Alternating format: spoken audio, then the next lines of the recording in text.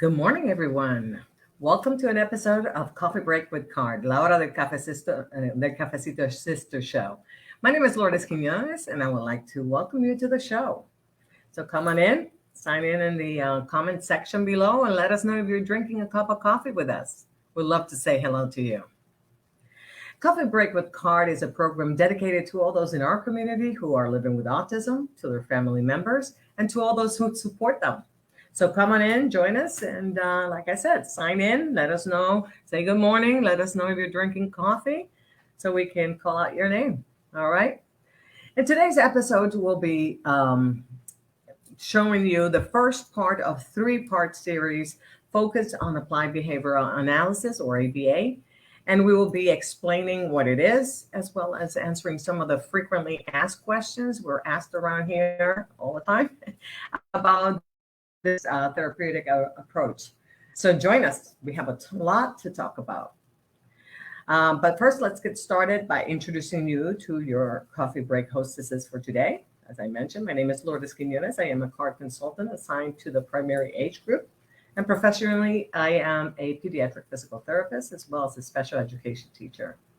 I am joined by my colleague, Olivia McDonald, who is going to be, she's, I can say it, right?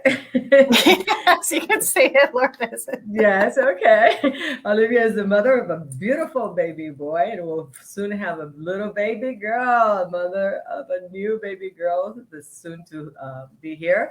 She also has a younger brother diagnosed with autism, and she is an excellent professional in the field of public health, as well as being a card consultant here in card for the primary age group, just like me. So welcome to the show and congratulations.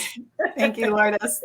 I like how I you were just so, want to make sure you I were can so say that. excited to let the cat out of the bag. You're like, I'm just gonna skip right to the news. I've been wanting to for so long.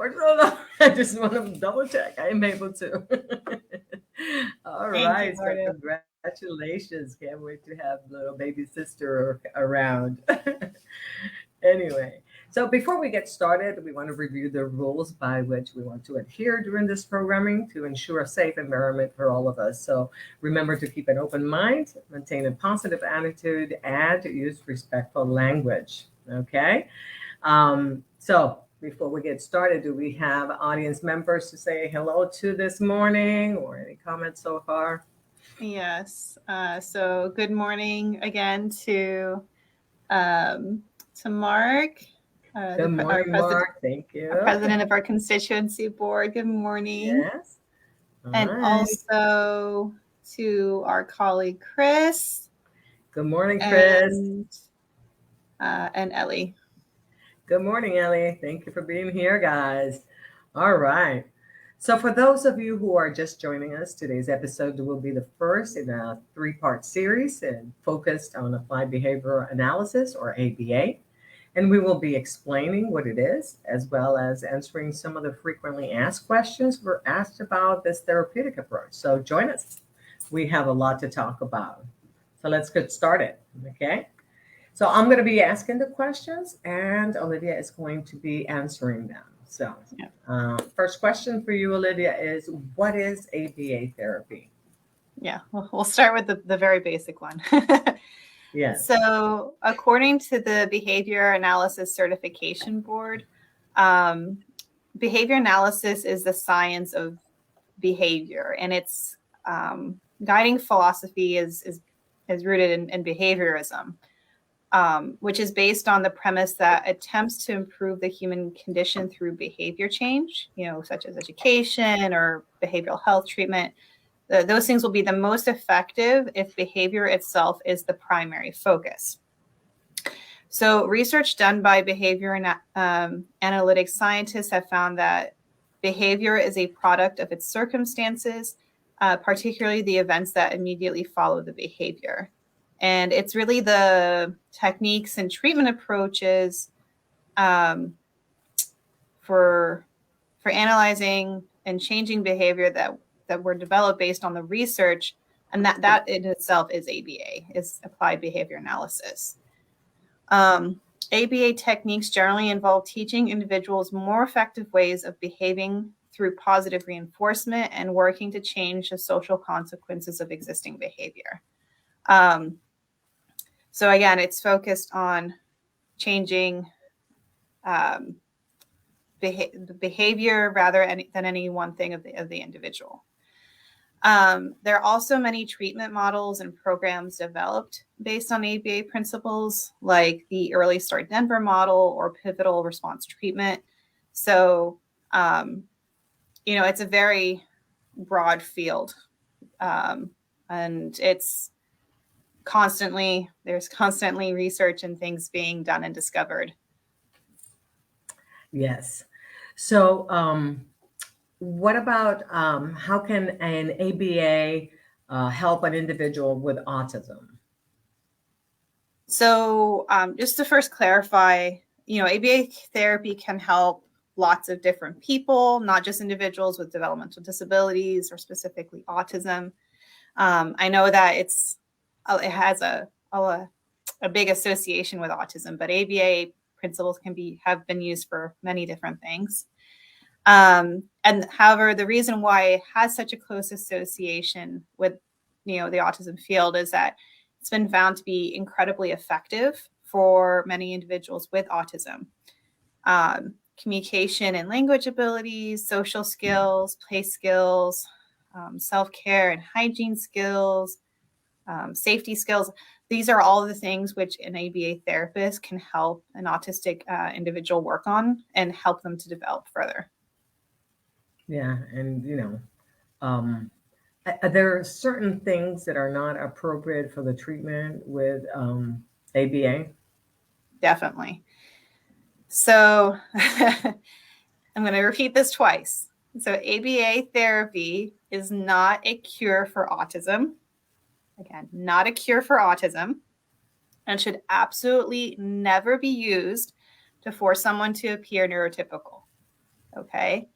For example, lack of eye contact or harmless self-stimulatory behavior, or what's more frequently referred to as stimming. If it's harmless stimming, these are not behaviors that should be addressed. There might also be instances where working with a speech, occupational, or physical therapist would be more beneficial than using ABA, especially if sensory or muscle tone issues are contributing to a behavior. And when I say muscle tone, I mean you also facial muscles is not just the larger muscle systems in the body. There might also be mental health or physical health factors impacting a behavior, and they may need to be addressed first or in combination with ABA therapy. For example, it might be because of lack of ability to communicate, there might be a person with autism might be experiencing a lot of pain in a tooth and might be trying to hit their face to try and help alleviate some of that pain. And so then it's okay, we need to address the dental issue, and see if that's what's going to help, and if that's going to help resolve the behavior, instead of trying to do ABA therapy to not get them to hit their face, because that's not ultimately the most beneficial thing for the individual. Yeah. And again, a lot of the behaviors, again, like you're saying, what is the root cause of the behavior that needs to be addressed? It's not wanting to alter or try to make the person, like you said, appear neurotypical, but rather address the behaviors that interfere with their daily life, and or perhaps their independence or something like that. And then it's just a matter of minimizing the interruptions and teaching perhaps some other options. But it's the same thing as with psychology. Basically, when someone goes to get treatment for, I don't know, reducing their anxiety or something, so they don't eat too much or something, you know what I mean? In those instances where you're using a therapeutic intervention to improve the quality of your life, basically, in that sense. So we do recognize that. We want to make sure that we address that point, which comes up often. So, what does ABA look like? So again, because it's such a broad field, and it can look a little bit different.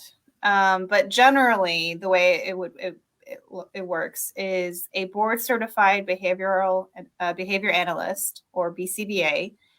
They're the ones creating the behavior goals and the intervention plan.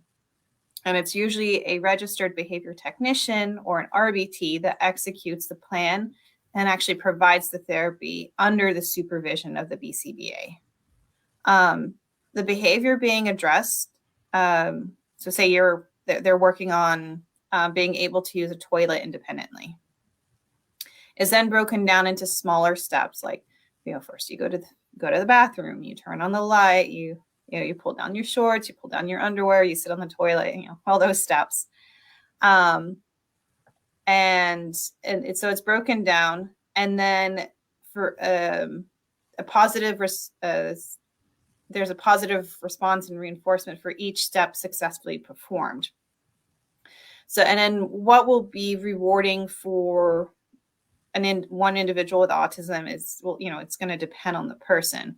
So that's an important part of, identifying those rewards when creating that plan. Punishment is no longer used in ABA. That is another thing that there was justifiably a lot of criticism about with how ABA used to be practiced.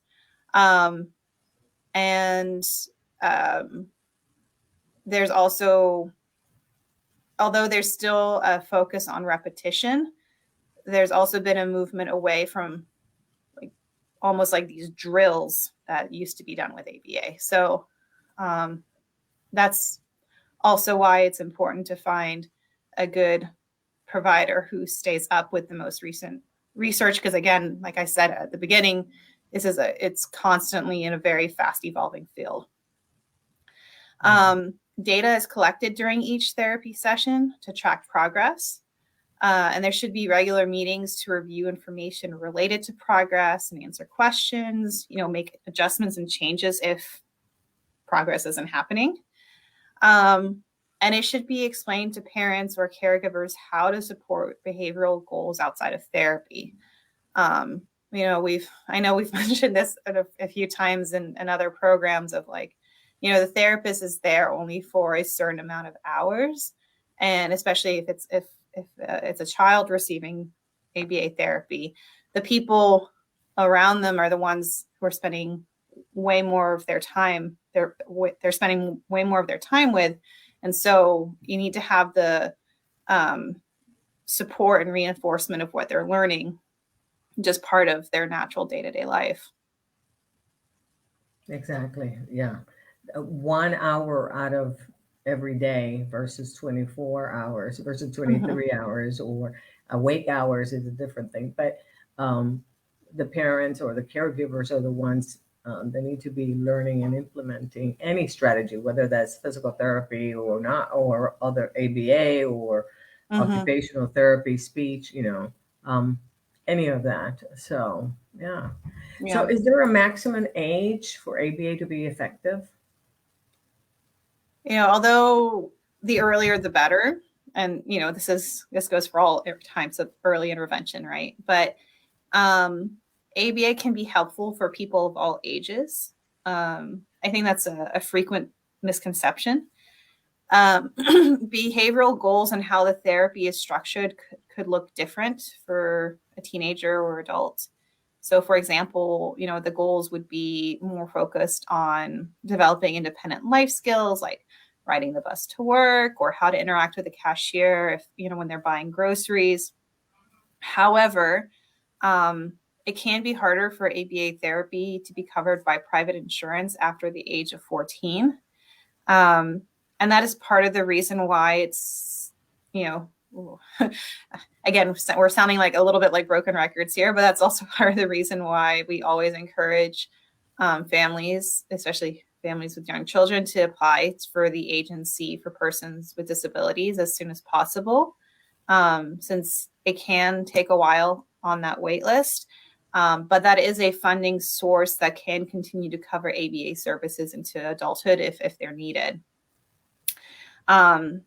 There are also not as many BCBAs or RBTs who have a lot of experience working with teens and adults, partially due to this insurance reason.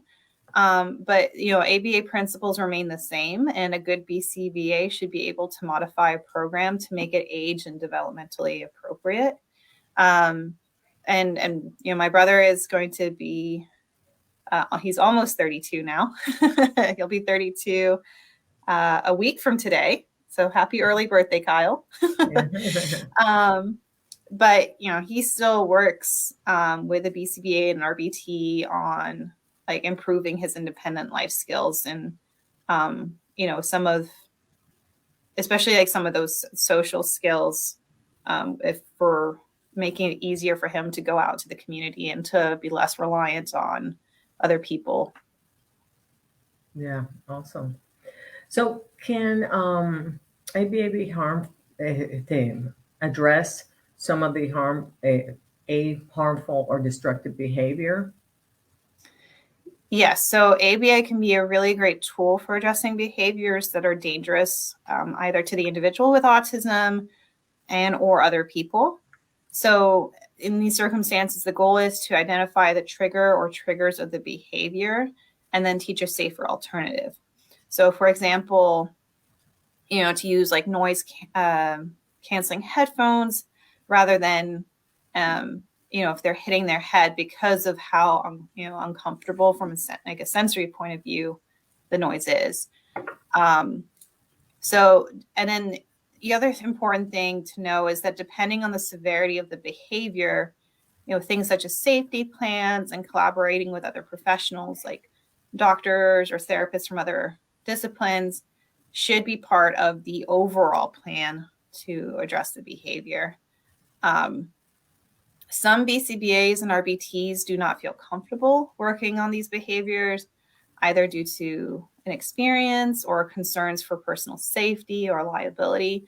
So it is an important question to ask a potential ABA provider, and to really ask and get more specific things, because you also don't want to be working with someone saying, oh yeah, sure, I can do this, because then that puts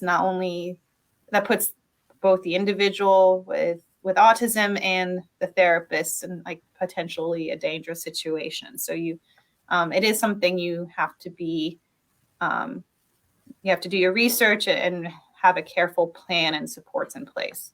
But it can be an incredibly effective tool. Excellent. So is there anything else you would like to share with our audience?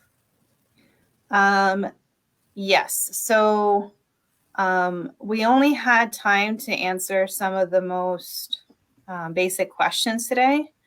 But we do get a lot of questions related to, how do I find a good ABA therapist, or what questions to ask a potential ABA provider, as well as ones related to criticisms and challenges of the ABA field.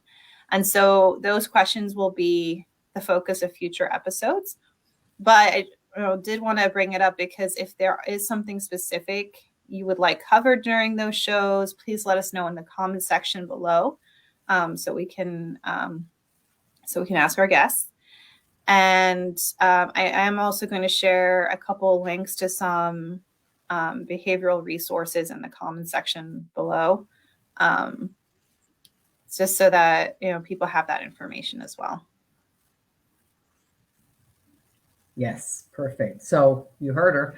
So if you're watching this, whether it's while we're live or after we go off the air, and you have any questions or comments, questions you would like us to address in the upcoming episodes that will be addressing this topic, please let us know in the comment section below, and we'll be sure to address those questions both directly on the boxes as well as during the show.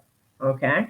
Remember, if we use your comments or questions to create future programming, even because you might come up with a question that leads us into a future programming, we'll be sure to give you credit on the air for giving us those ideas. Okay. So we encourage you to be interactive with us. All right.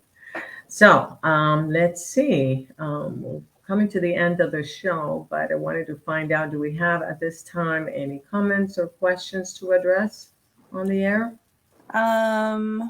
No questions, but Yasmin has snuck on to say hi. Hi, Jasmine. She's always around the corner. Thank you, Jasmine. All right. So we'll be looking out for those questions. And comments. So please make sure that you do that. Remember that also this episode will remain on the Facebook video content section as well as on our YouTube channel, Card USF, where you can find this as well as past episodes that we have done for the Coffee Break with Card. And so be sure to go there. All right. And we're almost at the end of the show. But as always, I didn't want to leave you without saying, first of all, thank you to Olivia for bringing us this valuable information and doing all the legwork to do this. And also wanted to remind our audience that we are always coming on the air every other Friday. So our next time around is going to be October 6th. And that's so be sure to meet us here around 10:45 a.m. so we can, spill the beans. Anyway, so you can't miss it. We'll see you here where we're going to be talking about the second part, and then we'll have a third part for this topic. All right. And then again, just like every week that we come on the air, we ask you to please take a moment to go into the link that we're going to be including on the comment section, so that you can rate us and let us know if this type of programming is useful to you, if we're bringing information that is very useful to you. You know that if you've done it before and you've been here before, you heard us saying that we need one of these every single time we're on the air, because this is the way we can justify the time that it takes us to be on the air and to prepare this type of content for you. So thank you from the bottom of our heart for taking the time to do this little favor for us. Okay. So thank you. And so now this is the end of the show, but we didn't want to leave without first reminding you to please give us a like, share this video on your page and with those that you know could benefit from this type of programming, and be sure to meet us here every other Friday around 10:45 a.m. so we can, share a cup of coffee with you. And as I said, spill the beans on important topics related to autism. So until then, we want to wish you good vibes and hot coffee. Take care, everyone. Bye, everyone.